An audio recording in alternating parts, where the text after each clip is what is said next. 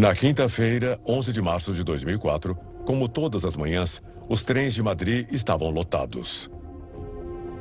Mas aquele não seria um dia qualquer. Por volta das 7h36 e 7h40 da manhã, houve 10 explosões em 4 trens da linha que liga as estações de Alcalá de Henares a Atocha, nos arredores de Madrid. Em poucos minutos, a capital espanhola foi vítima do maior atentado da história do país. Era 11 de março. Alô? Alô? Eu estou em Atocha. Tinha uma bomba no trem e nós tivemos que... Ah!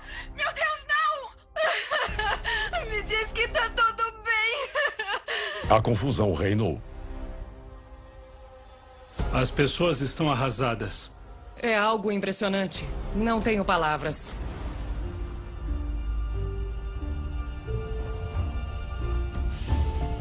A princípio, o governo atribuiu a autoria à organização separatista basca ETA, por seu histórico de atentados no país. O massacre ocorreu 3 dias antes das eleições gerais e os 2 principais partidos espanhóis, o PSOE e o PP, acusaram-se mutuamente de ocultar informações. A brigada Abu Haf al-Masri, uma célula da Al-Qaeda, assumiu a autoria do ataque. Paz no mundo! É o que queremos! Em princípio, a motivação para o ato terrorista foi relacionada à participação das tropas espanholas na invasão do Iraque em 2003. Mas o planejamento do ataque havia começado pelo menos um ano antes do início da guerra. Hoje, acredita que o verdadeiro motivo foi a vingança pelo desmantelamento da célula da Al-Qaeda na Espanha pelas autoridades. Um dia depois de 11 de março, mais de 2 milhões de pessoas se manifestaram em Madrid contra o ataque. No dia 3 de abril, a polícia cercou os supostos autores nos arredores de Madrid, que, encurralados, se explodiram. O 11M deixou cerca de 190 mortos e mais de 1.800 feridos. Desde esse dia, o medo do terrorismo instalou-se na vida dos espanhóis.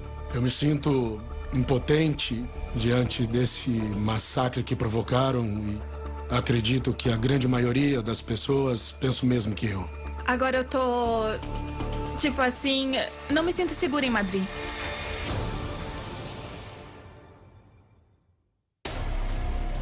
Outros eventos que também marcaram 2004. Morreu Yasser Arafat, um dos líderes políticos mais polêmicos da mídia no Oriente Médio. O mundo recebeu a notícia da morte do ex-presidente dos Estados Unidos, Ronald Reagan. Na Espanha, os sinos do casamento real tocaram com a união de Letícia e Felipe de Borbón. Também em 2004, a chama da Estátua da Liberdade foi reacendida em Nova York. A seguir, em 20 anos de história, continuaremos revendo 2004 para ver como a força da natureza transformou parte da geografia do Sudeste Asiático.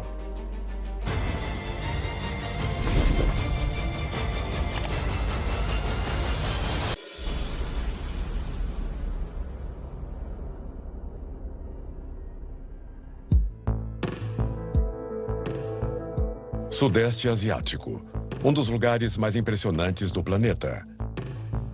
Suas praias de areias claras e águas cristalinas fazem deste paraíso um dos destinos turísticos mais populares do mundo. Mas uma vez, este paraíso se transformou no inferno.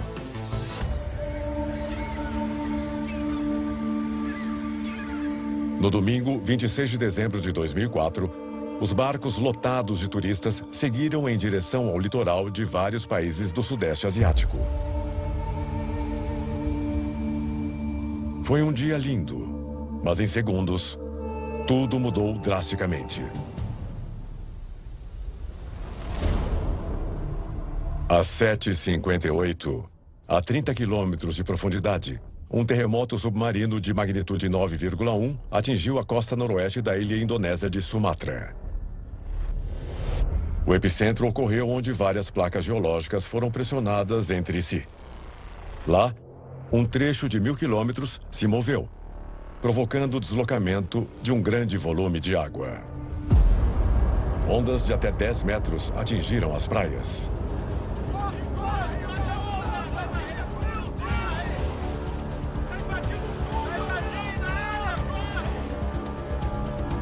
Pouco tempo depois, as ondas alcançariam o litoral de 14 países: Indonésia, Sri Lanka, Índia, Tailândia, Somália, Birmânia, Maldivas, Malásia, Tanzânia, Ilhas Seychelles, Bangladesh, África do Sul, Quênia e Madagascar.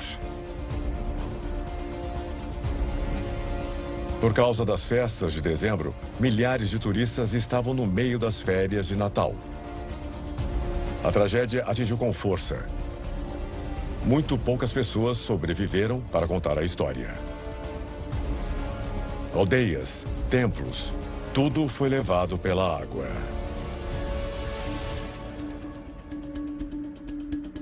O número de mortos foi estimado por diversas fontes em mais de 200 mil, além de milhares de desaparecidos e mais de 1 milhão de desabrigados.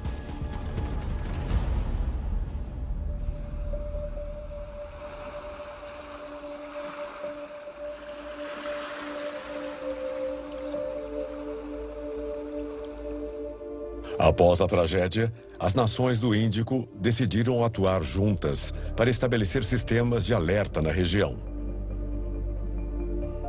Hoje, a área foi reconstruída, mas aquele pesadelo de 26 de dezembro de 2004 ainda está presente na mente e no coração de muitos.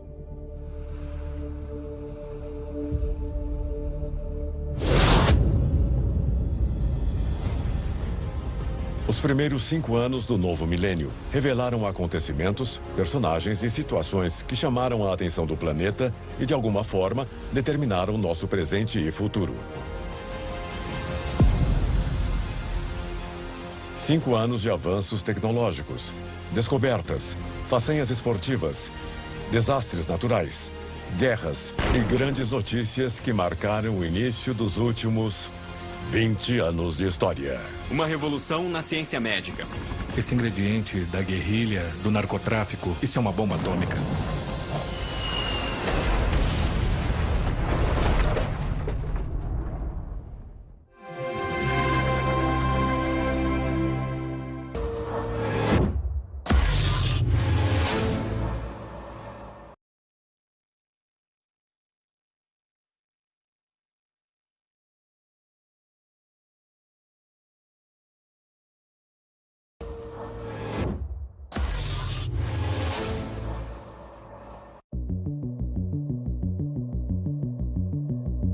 Pode ser que, para a Terra, 20 anos sejam insignificantes. Mas para nós que vivemos nela, 20 anos podem mudar por completo o curso de nossa existência. Nunca, como nas primeiras 2 décadas do século XXI, o homem teve tanto poder para transformar sua história.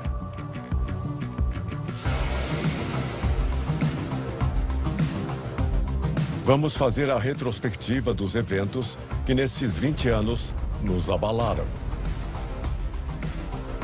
Mas também demonstraram nossa imensa capacidade de nos levantarmos e crescermos.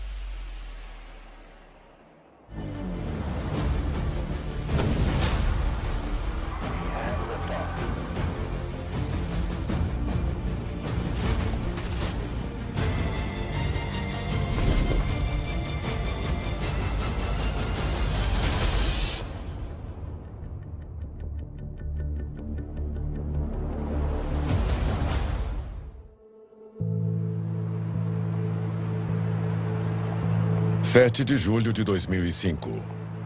Foi a vez de o Reino Unido sofrer o terror que o mundo havia conhecido em Nova York e Madrid nos anos anteriores.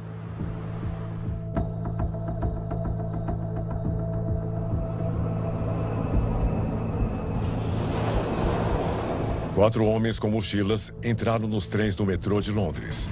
A intenção deles era detonar 4 bombas simultaneamente no horário de maior movimento da manhã.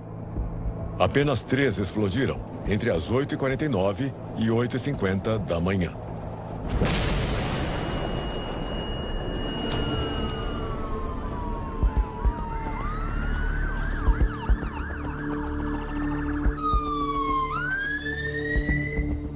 Nós não sabemos o que aconteceu. Havia uma mulher grávida no metrô e foi isso. E não nos contaram o que aconteceu. Só sabemos que, na verdade, eu acho que o metrô não descarrilhou, mas ficou tudo escuro e cheio de fumaça. As pessoas entraram em pânico, achando que havia um incêndio. Ficamos lá por uns 14 minutos. Agora serão atendidos pelos paramédicos. A primeira bomba explodiu em um trem da linha amarela, que saiu da estação Liverpool Street em direção a Aldgate. 7 pessoas morreram. De repente, todo mundo começou a se juntar e a tentar ficar embaixo e cobrir o rosto. Ouvimos uma mulher gritando, não conseguíamos descobrir de onde vinha. Mas todo mundo falava, calma, calma, e tentando ajudar, sabe? Mas, obviamente, pelo som, ela devia estar num vagão cheio de corpos, eu acho. A segunda explosão causou 6 mortes, num trem da mesma linha que vinha em direção oposta.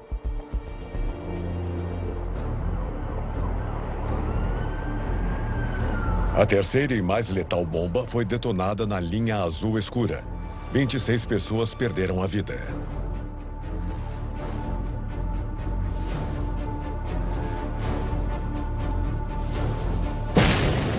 Quase uma hora mais tarde, uma quarta bomba explodiu em um ônibus que levava pessoas retiradas do metrô, causando 13 mortes.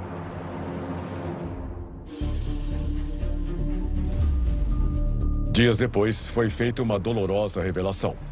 3 dos 4 terroristas que tinham ascendência paquistanesa haviam nascido e foram educados no norte da Inglaterra. O inimigo estava em casa. Os membros do parlamento britânico declararam em um relatório que havia possibilidade de evitar o ataque. O terrorista Siddiq Khan, o líder do atentado, havia estado sob vigilância do Serviço de Inteligência britânico, mas os líderes da investigação foram transferidos para outras operações, sem imaginar o perigo que se aproximava. Além disso, o relatório assegurava que havia contatos com pessoas da Al-Qaeda. Em setembro, 2 meses depois, Ayman al-Zawahiri, outro dos líderes da operação, assumiu a responsabilidade parcial pelos ataques. Mas o papel da organização Al-Qaeda nunca ficou claro. O impacto dos atentados foi profundo. O apoio a Tony Blair diminuiu e desapareceu o mito de que a guerra contra o terrorismo apenas se combatia fora do país. Não há nenhuma dúvida que as regras do jogo estão mudando. O medo se instalou na vida dos britânicos. Eu acho que na segunda de manhã, na hora de pico, ir ao metrô vai ser difícil. E acho que a primeira vez que tiver um trem que parar na estação e escutar algum barulho repentino, tenho certeza que eu vou demorar muito tempo para superar isso. Com 52 mortes e mais de 700 feridos, os atentados de 7 de julho em Londres foram os mais brutais na história dessa nação.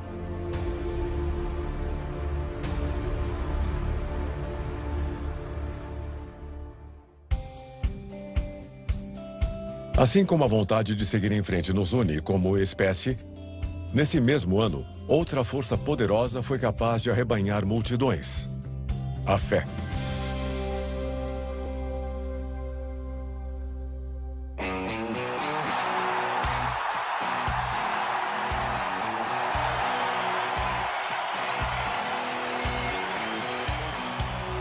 O Papa João Paulo II beijou a terra de 129 países como um gesto de humildade e de carinho para com o povo que visitava. Até que no dia 2 de abril de 2005, o Papa viajador, o Papa amigo, o mais popular da história, enfim, voltou para casa. 6 horas antes de morrer, aos 84 anos de idade, disse: "Deixe-me ir para a casa do Pai."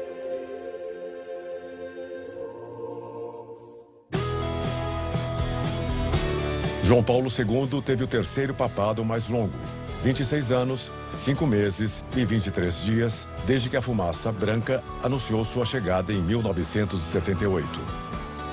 Nós temos um Papa!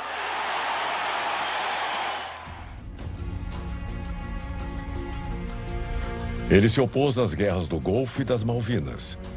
Se reuniu com líderes mundiais. Pediu a liberdade religiosa aos governos e não se cansou de enviar mensagens às famílias e aos jovens como esperança da igreja. Eu peço por todos que não têm liberdade e justiça, peço que deem uma chance a todos os necessitados, aos pobres e os mais fracos.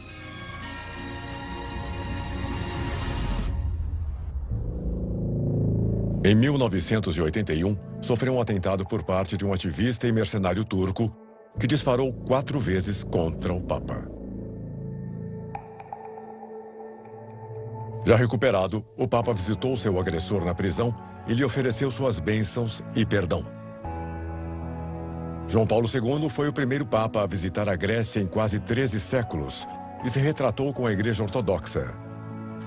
Foi o primeiro a visitar uma mesquita e uma sinagoga. Em sua meia-culpa, perdoou e pediu perdão pelos atos da Igreja cometidos em nome da fé. Este Papa, como nenhum outro, compreendia o poder da imagem e da televisão. Ruas e estádios se enchiam de pessoas emocionadas com sua presença.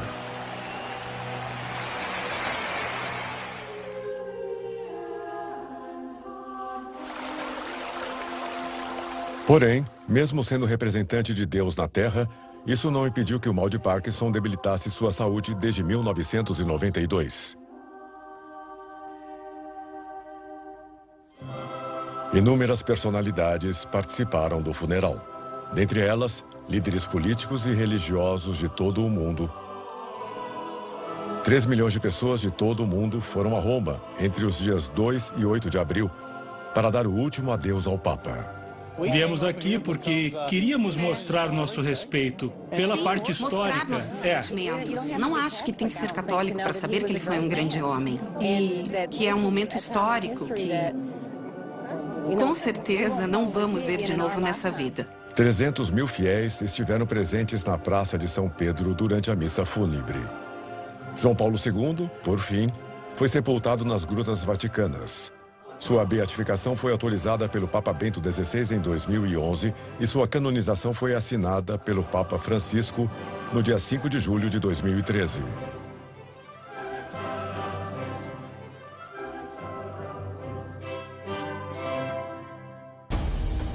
Outros eventos que marcaram 2005 foram: Furacão Katrina assolou o sul dos Estados Unidos, deixando prejuízos estimados em milhões de dólares. Nesse mesmo ano, o lançamento do YouTube como plataforma digital gerou uma revolução de novos conteúdos na rede. Também em 2005, as vendas de música digital triplicaram e mudaram para sempre a indústria discográfica. Artistas como Andrea Bocelli, Paul McCartney e Shakira se apresentaram no Live Aid, que foram 11 shows no mundo todo com o objetivo de aumentar a conscientização sobre a pobreza. Angela Merkel se tornou a primeira chanceler mulher da Alemanha. E um acordo de paz pôs fim a 22 anos de guerra civil no Sudão. Porém, o ano se encerrou com uma nota obscura quando, em outubro, um terremoto de 7,6 graus na escala Richter causou pelo menos 86 mil mortes no Paquistão.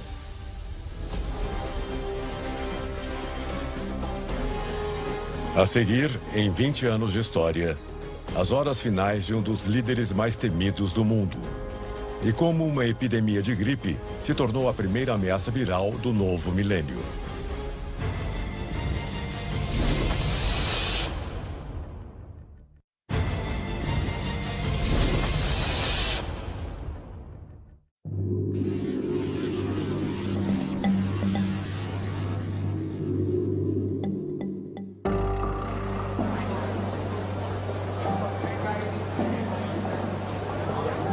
Em 2005, no dia 29 de setembro, o Dr. David Nabarro, especialista em saúde pública da Organização Mundial da Saúde e assessor das Nações Unidas, alertou sobre uma possível epidemia de gripe, capaz de matar de 5 a 150 milhões de pessoas.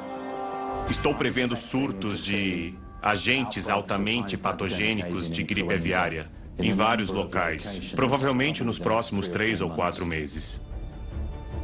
Foi então que ficamos conhecendo o vírus H5N1 e soubemos que esse era um código da morte.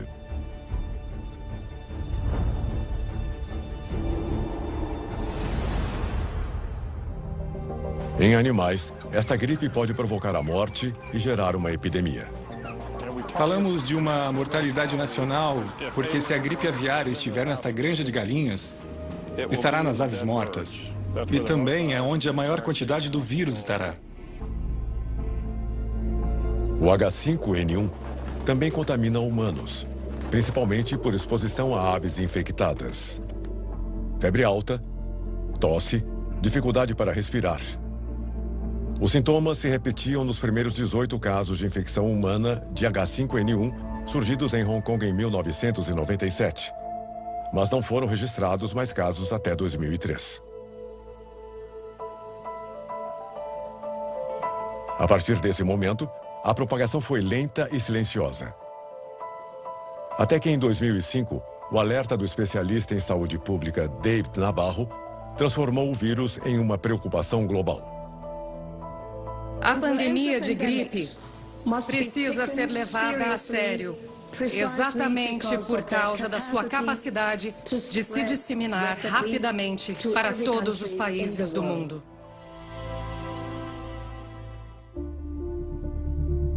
A Organização para a Alimentação e Agricultura e a Organização Mundial da Saúde Animal tomaram medidas em março de 2007 com uma atualização da Estratégia Global para a Prevenção e Controle do Vírus. Nesse mesmo ano, nos Estados Unidos, foi aprovada a primeira vacina que podia ser usada em humanos. Depois dessa epidemia, a Organização Mundial da Saúde monitora constantemente outros vírus com potencial pandêmico. Epidemiologistas concordavam nesse momento que o planeta não estava preparado para o surto de uma doença contagiosa mortal. Os eventos de 2020 relacionados à pandemia da Covid-19 comprovariam isso.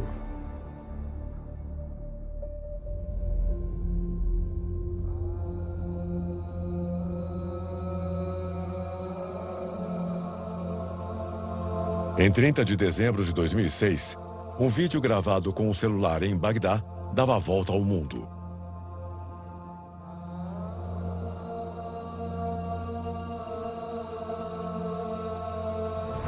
Era a prova do cumprimento da sentença que pesava sobre o ditador que governou com mão de ferro o Iraque por 24 anos.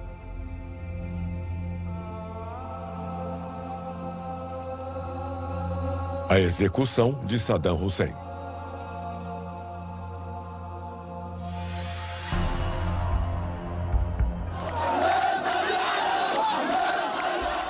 Hussein foi presidente do Iraque desde 1979 até abril de 2003. Foi um ditador implacável e repressor, responsável por milhares de mortes, o que lhe rendeu o apelido de o açougueiro de Bagdá. Hussein também pôs em prática uma política exterior agressiva que provocou conflitos bélicos internacionais, como a guerra contra o Irã em 1980 e 1988 e a invasão ao Kuwait em 1990. Se Saddam Hussein ordena essas medidas, seus generais serão alertados a ignorar tais ordens. E se não ignorarem, devem entender que todos os criminosos de guerra serão perseguidos e punidos.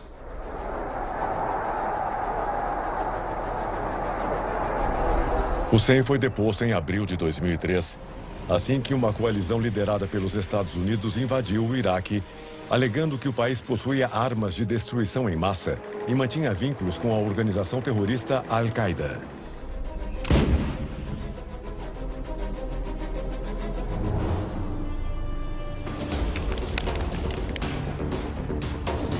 Após sua destituição, Hussein se escondeu durante 249 dias em Tikrit, sua cidade natal. permaneceu escondido em um pequeno porão construído no pátio de uma casa.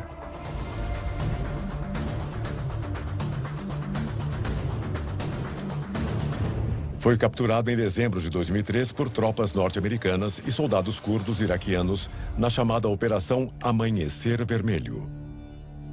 15 meses atrás, o regime de Saddam era inimigo dos Estados Unidos e do mundo civilizado. E hoje o governo do Iraque é mais um aliado.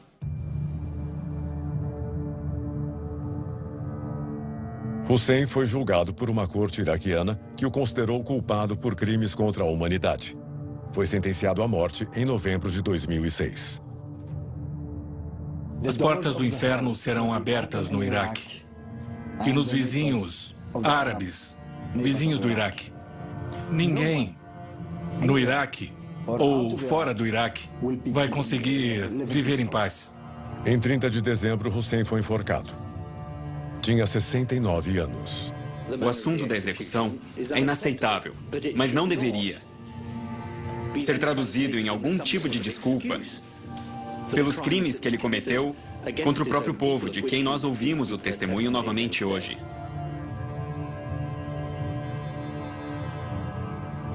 Sua morte não acabou com as diferenças entre sunitas e xiitas no Iraque. Pelo contrário, a violência entre os dois grupos virou uma guerra civil, causando a reconstituição da guerrilha e a ocupação de grande parte do país pelo Estado Islâmico, em um conflito que segue atual.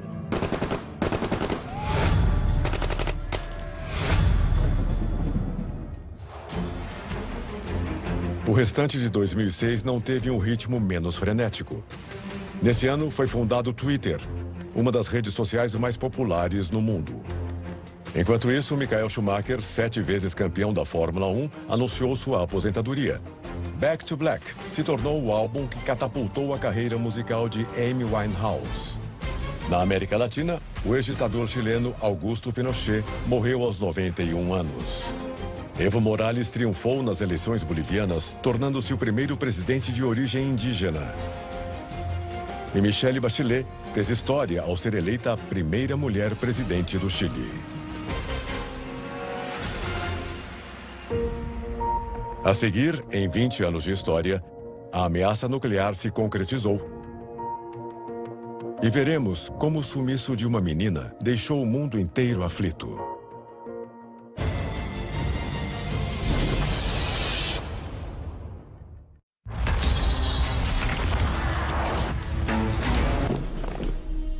Em 9 de outubro de 2006, o Serviço Geológico dos Estados Unidos registrou um terremoto na costa nordeste da Coreia.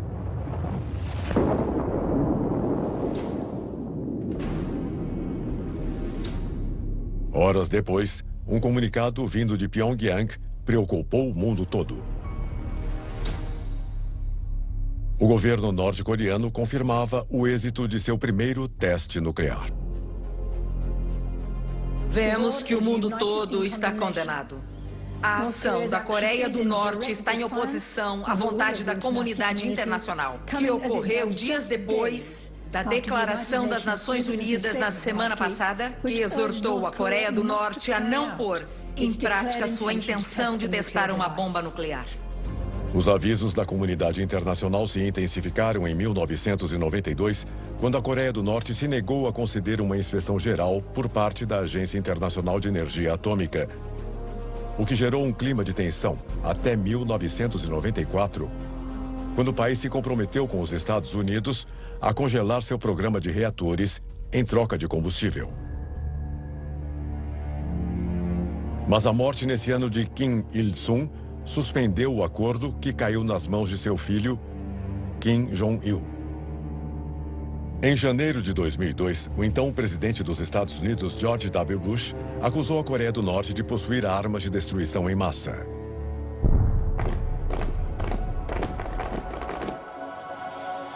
Pyongyang negou as acusações e esclareceu que, apesar de não ter armas nucleares, como nação tinha o direito de possuí-las.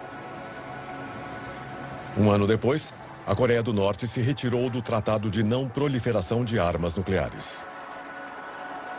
A tensão atingiu um nível mais alto quando, em 2005, Kim Jong-il anunciou que seu país possuía um arsenal nuclear. Não existe a menor dúvida de que isso é um alerta vermelho e que a China e a Rússia e até mesmo a Coreia do Sul, que está comprometida com uma posição filosófica de compromisso em longo prazo, esses três países, não só o Japão, Estados Unidos e outros, terão que encontrar um modo de reprimir esse comportamento ofensivo. Em 9 de outubro de 2006, o mundo testemunhou com medo a realização do primeiro teste nuclear da Coreia do Norte. Nós não sabemos ao certo como será a resposta do Japão e da Coreia do Sul a essa situação. E eles podem se armar com a bomba nuclear. Acontece que a maior ameaça para a China é que os separatistas em Taiwan podem se armar com bomba nuclear. E isso pode ser uma ameaça grave à China. A ONU condenou o teste e puniu o país. Para o governo de Kim Jong-il, as punições representavam uma declaração de guerra.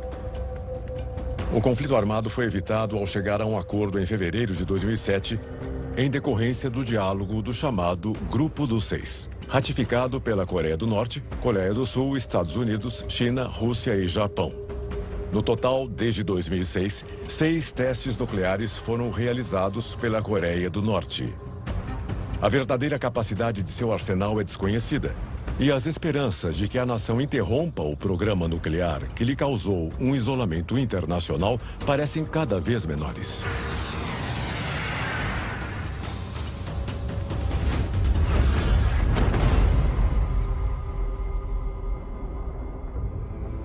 Mas o medo não é a única emoção que nos uniu a esses anos. A solidariedade à dor alheia esteve muito presente em 2007, com uma história que abalou o mundo.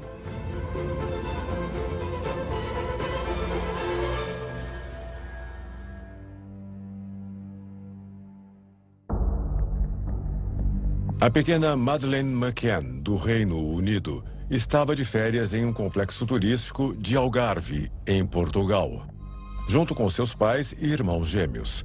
Ela tinha apenas 3 anos de idade. Na noite de 3 de maio de 2007, os pais Kate e Gary McCann deixaram Madeleine e seus 2 irmãos dormindo no apartamento para jantarem em um restaurante ali perto. De acordo com a imprensa, às 10 horas da noite, Kate McCann voltou ao apartamento para ver seus filhos e descobriu o pior. Madeleine havia desaparecido. Madeleine é uma menina linda, brilhante, divertida e também muito carinhosa. É uma criança muito especial.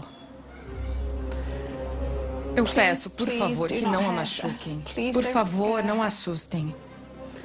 Por favor, nos avise onde ela está. Ou a coloque num lugar seguro e fale para outra pessoa onde ela está. Imploramos que a deixem voltar. O caso virou rapidamente um escândalo midiático. As investigações apontaram como primeiro suspeito o britânico Robert Murat, quem, no momento do desaparecimento, vivia perto do complexo turístico onde ocorreram os fatos. Depois, ele foi absolvido das acusações.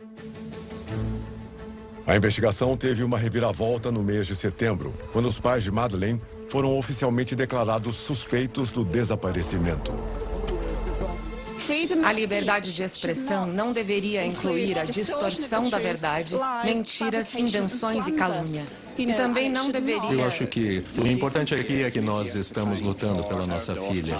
E não somos os únicos fazendo isso e vamos continuar. E se alguém passar dos limites, então esse alguém deve estar preparado para se defender no tribunal.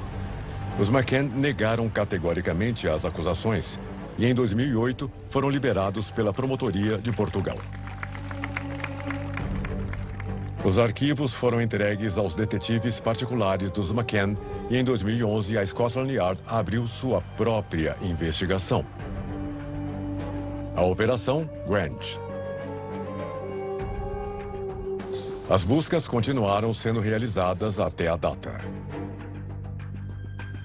Estima-se que existem mais de 30 mil documentos relacionados com o caso e que as autoridades do Reino Unido gastaram mais de 11 milhões de libras com a investigação. As hipóteses do que pode ter ocorrido com a garota são numerosas. A esperança dos McCann de encontrá-la se manteve intacta Até que em junho de 2020, a investigação teve uma reviravolta inesperada. O promotor público da cidade alemã de Braunschweig ordenou uma investigação para comprovar a possível participação de um homem de 43 anos, preso numa prisão da Alemanha, que dizem que estava presente na noite e no lugar do desaparecimento da pequena Madeleine. A promotoria alemã, encarregada da investigação, afirmou possuir provas da morte de Maddie, o que foi comunicado à família em carta. Vamos viver como em qualquer outro ano, ser fortes com a ajuda da família e amigos. Obviamente estarão presentes lembrando Madeleine como sempre fizemos. Apesar deste avanço nas investigações, o sumiço de Madeleine McCann continua sendo um pesadelo para os pais, que só desejam pôr um fim nesses anos de sofrimento e incertezas. A única coisa que se mantém intacta é a esperança de os McCann encontrá-la. 2007 foi um ano de altos e baixos, com outros eventos curiosos para a história. Em janeiro, a ONU trocou o secretário-geral e Ban Ki-moon substituiu Kofi Annan. Também se iniciaram os trabalhos da maior ampliação do Canal do Panamá desde sua inauguração em 1914.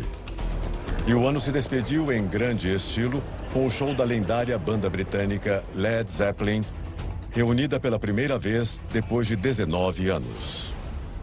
A seguir, em 20 anos de história, quais são e como se escolheram as 7 maravilhas modernas do mundo? E como foi gerada a crise financeira de 2008?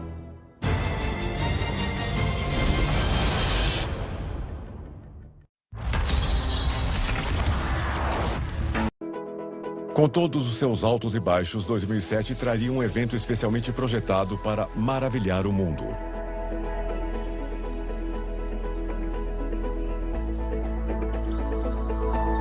Estas são as 7 maravilhas do mundo antigo.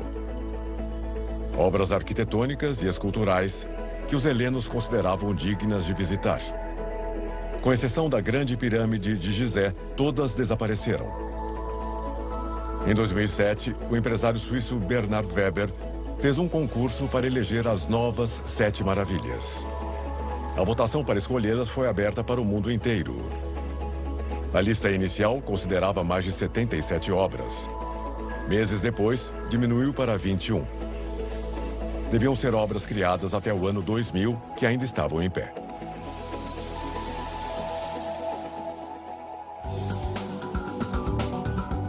Foram recebidos mais de 100 milhões de votos pela internet, telefone e SMS. Uma das críticas do concurso foi que nada impedia que uma mesma pessoa votasse mais de uma vez. A Unesco, dedicada a proteger o patrimônio mundial, decidiu não apoiar o concurso por considerá-lo uma campanha midiática. A organização afirmou que a votação excluía milhões de pessoas sem acesso à internet e que a lista de candidatos foi criada com critérios pouco científicos. O governo egípcio também se opôs ao concurso. Consequentemente, a Grande Pirâmide de Gizé foi eliminada dos finalistas.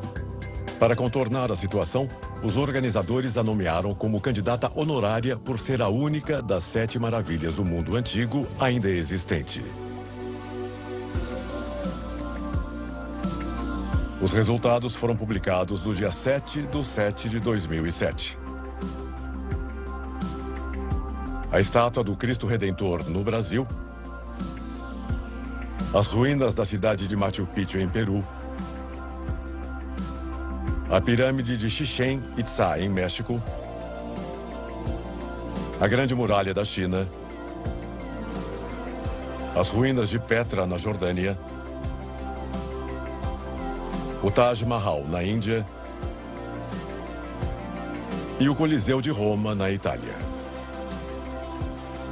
Os benefícios econômicos do projeto se destinaram à restauração dos monumentos.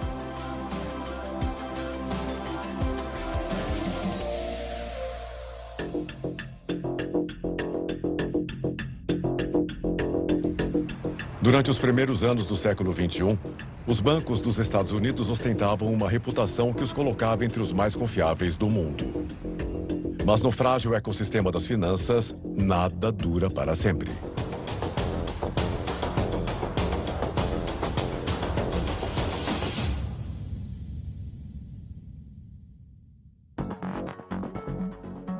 15 de setembro de 2008. O inimaginável se tornou realidade. Lehman Brothers, o quarto maior banco de investimentos dos Estados Unidos, declarou falência.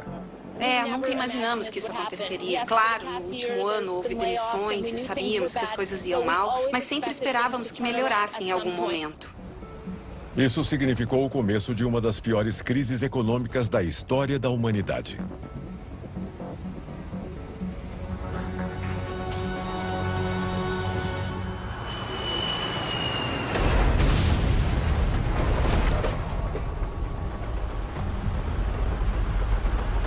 Após os atentados do 11 de setembro de 2001, tentando conter a recessão nos Estados Unidos, o governo de George W. Bush apostou na desregulamentação dos mercados, na expansão de crédito e na diminuição de impostos e juros. As medidas geraram um boom imobiliário. Os bancos concederam hipotecas em excesso a clientes sem a capacidade suficiente de honrar os empréstimos. Para 2006, os preços das residências subiram tanto que deixaram de ser acessíveis. As vendas de casas e os preços desabaram. Milhares de pessoas deixaram de pagar suas hipotecas e os bancos começaram a apresentar problemas de liquidez. Além disso, o país sentiu os efeitos dos gastos multimilionários que o governo destinou às guerras no Afeganistão e Iraque. A economia norte-americana quebrou. O sistema financeiro dos Estados Unidos afundou. Os mercados globais entraram em colapso. Parece realmente incrível que um negócio tão grande quanto este possa falir desse jeito. Mas o que isso mostra para mim é a enorme importância da confiança que temos que ter nos mercados. Quando ela acaba, ninguém quer fazer negócios com você. Os governos do mundo atuaram com políticas fiscais e financeiras, injetando capital público para frear a crise. O que vão fazer é acionar por inteiro a redução de gastos do indivíduo de alto patrimônio líquido. Vão parar de gastar tudo quase ao mesmo tempo e o resto de nós, em vez de sair e beber 2 garrafas de vinho, vamos beber só uma. Para 2010, o mercado se estabilizou, mas os efeitos desta grande recessão continuariam sendo sentidos no mundo inteiro até 2015. Estima-se que durante a recessão que produziu esta crise nos Estados Unidos, trilhões de dólares foram perdidos.